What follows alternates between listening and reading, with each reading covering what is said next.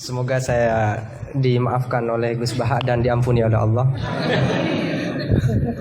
bahwa saya telah mengatur beliau, karena betapapun kata beliau aturan prosedural ya harus tetap di bawah taklimu taklim.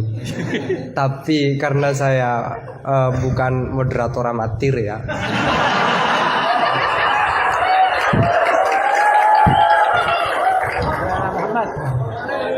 Jadi karena bukan moderator amatir, saya pakai yang satunya, bahwa akhlak itu harus di bawah hukum. Dan dalam konteks musyawarah ya moderator adalah kekuasaan tertinggi.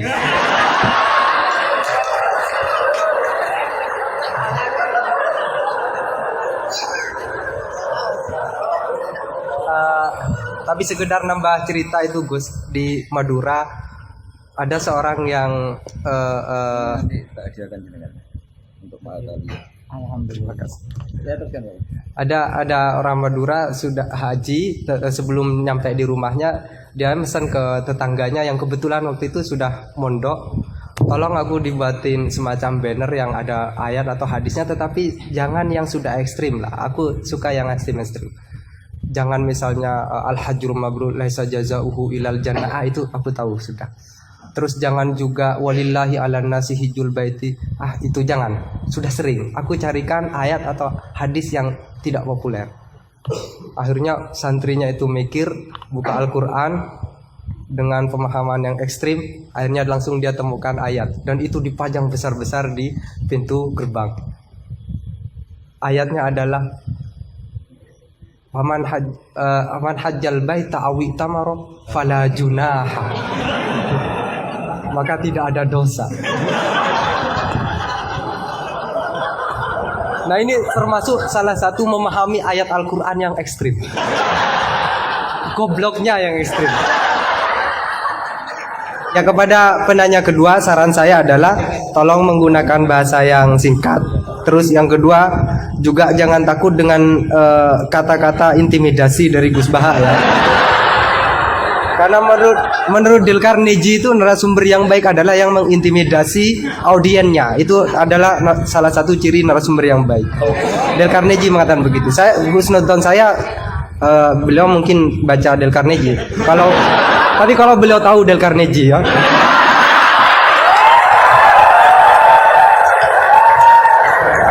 Ya, silakan Saudara Husen. Assalamualaikum warahmatullahi wabarakatuh. Nama saya Ahmad Husen dan siap dikatakan goblok karena bertanya. Gus Baha ini berapa bulan yang lalu diangkat sebagai Rois Syuriah PBNU, dan itu tidak melalui proses kaderisasi, melalui ranting, MWC dan seterusnya.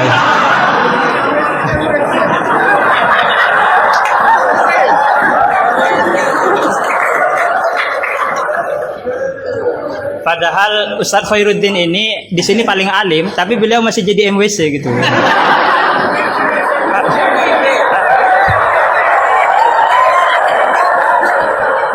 Berangkat dari Gus Baha sebagai Rois Syuriah, saya ingin bertanya tentang ke-NU-an yang telah dirumuskan oleh Ki Hadratus Syekh Hasyim Asy'ari. Karena beliau kalau misalnya nanti tidak bisa menjawab berarti diragukan ke Rois Syuriahnya. Oke. Di dalam risalah atau konun asasi Jam'iyah Nahdlatul Ulama disebutkan bahwa secara keagamaan NU menggunakan sistem bermazhab atau mazhub. Serius ini Gus. Yang pertama dalam akidah, terus fikih dan tasawuf. Nah, dalam fikih misalnya NU menganut Abu Hanifah, terus Malik bin Anas, Muhammad bin Idris Asy-Syafi'i yang lahir tahun 154.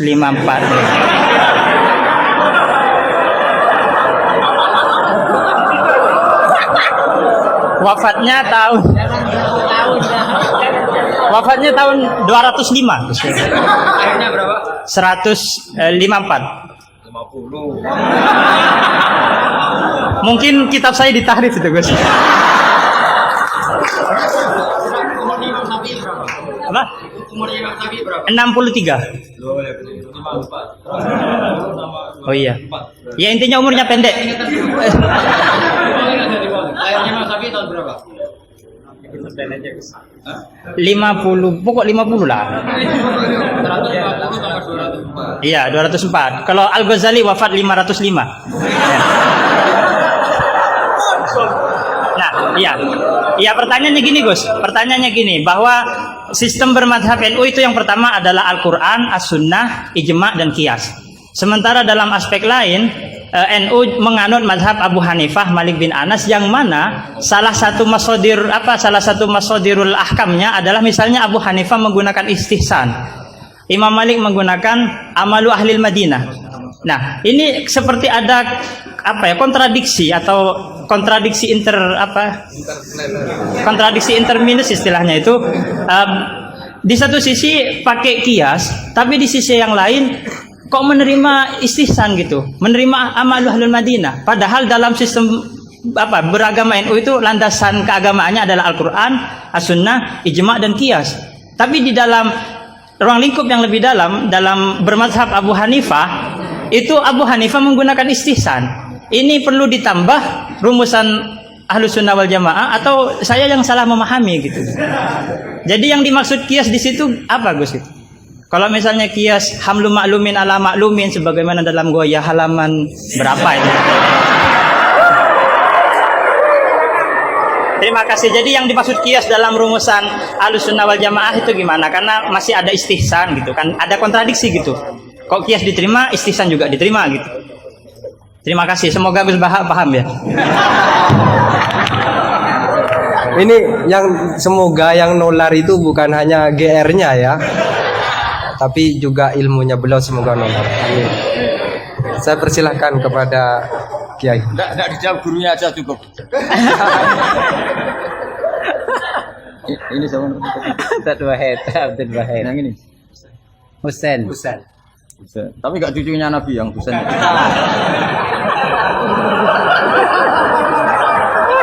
Karena ini juga Husain ya. Husain juga. Ini Husain. Husain. Ada ini budaknya.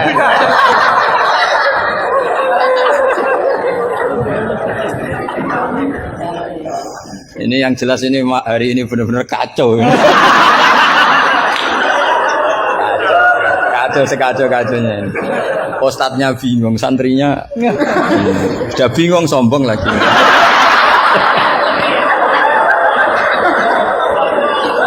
Yang boleh sombong tuh yang sudah ada bingung-bingung. Tapi agak apa-apa, saya maafkan ya. Memang itu satu-satunya cara dia untuk menang gitu. Ya. Saya jawab tadi yang dari Ustadz Asrar. Itu yang penuh misteri mana Asrar. Asrar itu maknanya kan banyak rahasia. Itu terjemahan bebasnya penuh misteri. Nggak tahu punya misteri apa tadi. Tadi tanya gimana yang tentang khilaf sama apa? Sama nanya ulang. Coba ulang. Apa? Begini ya, kitab Sajaratul Ma'arif tadi kutipan Anda tak luruskan. Itu tagnya di Sajaratul Ma'arif saya hafal. Judulnya itu la yutrakul haqqu li ahdil batil. Iya enggak? Itu mesti persis begitu. Yang kamu tadi pasti tidak persis. Saya ini hafal Quran, jadi ingatan saya normal.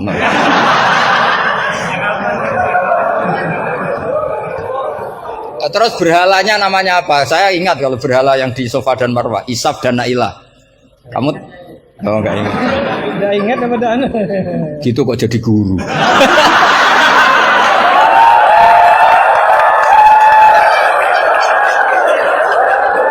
Bisa. Jadi maksudnya itu mungkin jadi gurunya sah karena muridnya lebih bodoh. Tapi yang nggak sah itu gini loh. Wong kelas gitu kok melawan saya itu loh. Itu sangat nggak sah itu. Jadi ibaratkan saya ini sudah tisen dilawan LSPK, lu bisa mati. Bisa mati.